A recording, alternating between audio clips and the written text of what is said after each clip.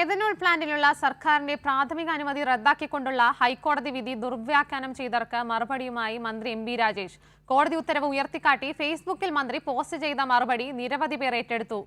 VT ബൽറാമിന് നേരെയാണെങ്കിലും അതിലെ അമ്പുകൾ പ്രതിപക്ഷത്തെയും ഏറ്റുപിടിച്ച മാധ്യമങ്ങളെയും ലക്ഷ്യം വയ്ക്കുന്നു.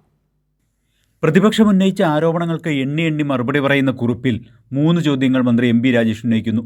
സർക്കാർ നടപടി നിയമാനുസൃതമല്ലെന്ന് ഹൈക്കോടതി ഉത്തരവിൽ പറയുന്നുണ്ടോ?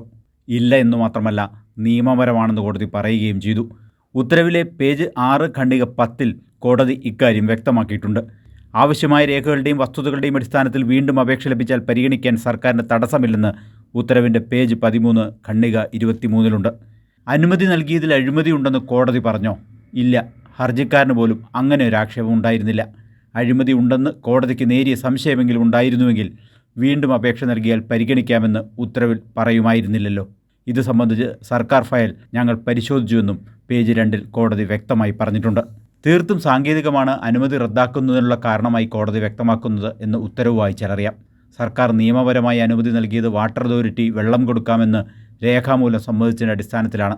അതുകൊണ്ട് അനുമതി നൽകിയ സർക്കാർ നടപടി ശരിയാണ്.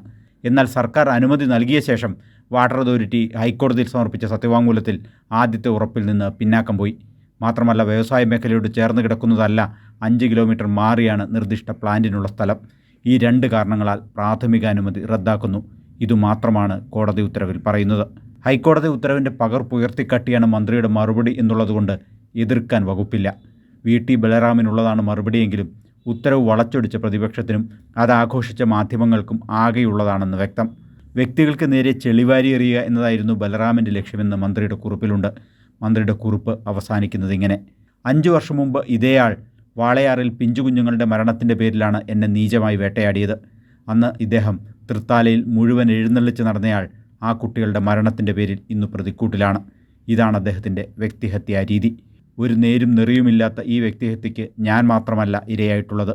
മഹാനായ AKG മുതൽ KR മീരയും ബെന്യാമിനും വരെ എത്രയെത്ര പേർ. വിയോജിപ്പുള്ളവരെ എന്തും പറഞ്ഞ് അവഹേളിക്കുക എന്നത് അദ്ദേഹത്തിൻ്റെ അടിസ്ഥാന പ്രകൃതമാണ്. അതുകൊണ്ടാണല്ലോ വാളയാറിലെ യഥാർത്ഥ പ്രതിയെ എഴുന്നള്ളിച്ചതിൻ്റെ അനുഭവത്തിൽ നിന്നും ഇപ്പോഴും ഒരു പാഠവും പഠിക്കാത്തത്. ബൽറാം വ്യക്തിഹത്യാ രീതി തുടരട്ടെ.